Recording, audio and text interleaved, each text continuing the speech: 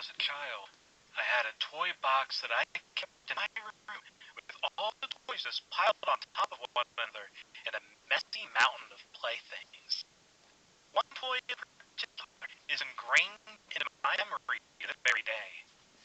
My mom and I couldn't live together due to her mental illness.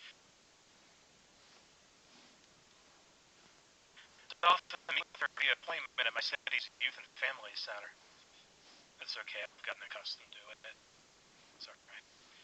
It was on my birthday when I visited her that she gave me the toy in question. A Tickle Me Elmo.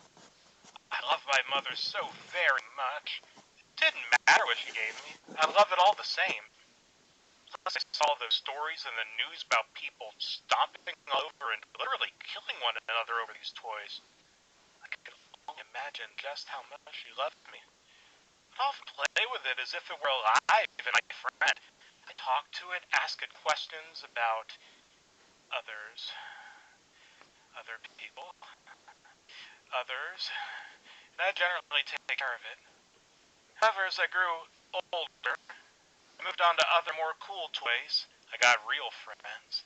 I kept the Elmo toy inside of the box, keeping it as a collector's item. As I learned one night, however, that was a very grave mistake.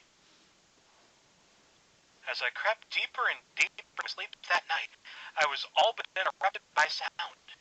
You know, you tend to hear a lot of sounds in your house in the dead silence of night, so I wasn't fazed by that kind of thing anymore. However, this sound was persistent. It just wouldn't go away. After a while I realized what was going on. It was that toy box. Oh, that's inconsequential. I knew that because of the way I stacked my toys, they'd occasionally shift due to the gaps left between them. At this point I was at ease. The sound was identified. I could finally relax, get some shut-eye. Could worry more about that dentist appointment about the gap in my teeth. Easing into the bliss of slumber, however, I was once again interrupted by a sound. Well, this was beginning to be a problem. I froze up. I realized what it was. It was the muffled sound of a joyful laughter. A sound I hadn't heard for a very long time. The sound comes from Tickle Me Elmo on squeezing it. How could that be? Oh, suddenly it hit me. Perhaps the shifting of the toys was causing the doll's sensors to go off, making it laugh. Relief from this conclusion allowed me once again to try and enter on the way to sleep. Or at least that's how it would have been had the sounds not persisted.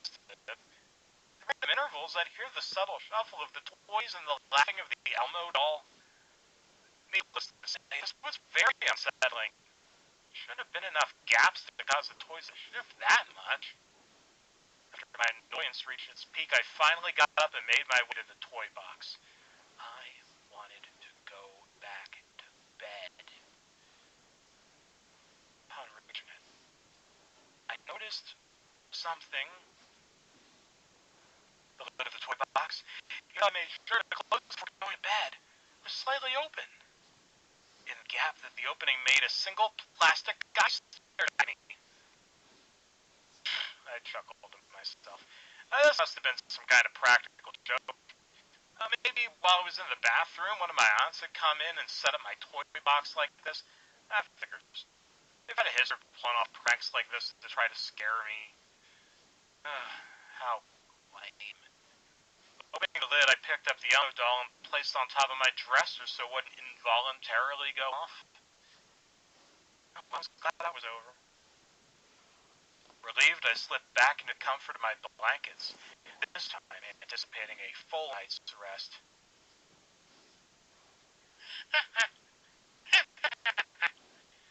My eyes opened on their own.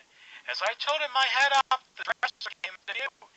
There, on top of the dresser, the Elmo doll sat just as I'd left it. Its dead eyes were fixed upon me. Surely I must have been hearing things. Relaxing my head once more, I closed my eyes.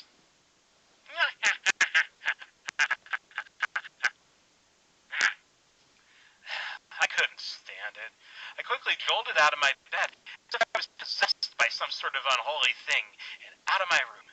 Running quickly through the hallway, I made it to my grandmother's room and knocked on the door. "Mom, let me in, please."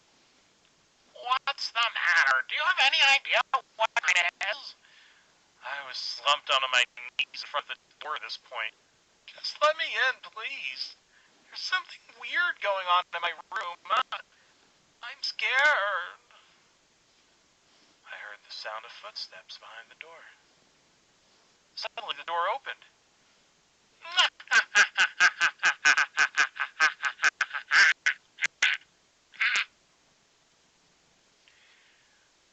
I stared in disbelief. Those dead plastic guys once again.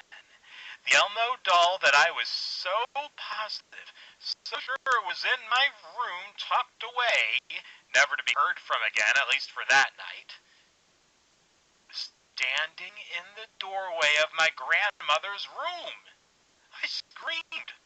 I screamed louder than any sound my body ever produced before and ever since.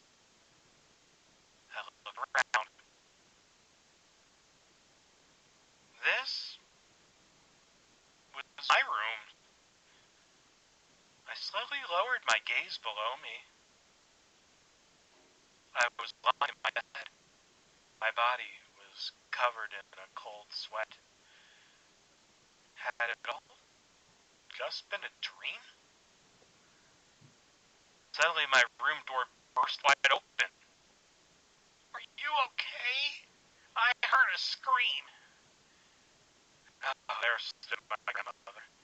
There was a look of worry on her face, though, as she moved toward me to see if I was okay.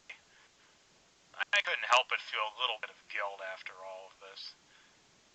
"Mom, I had the most horrible dream." I managed to blubber it out between my cries as I hugged her.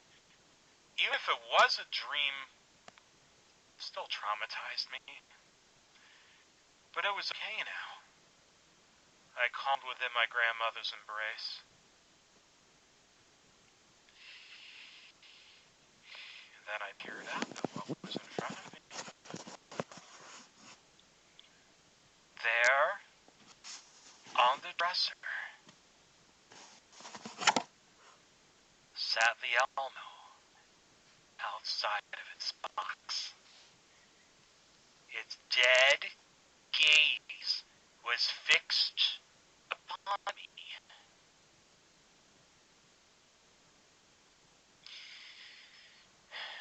Once again,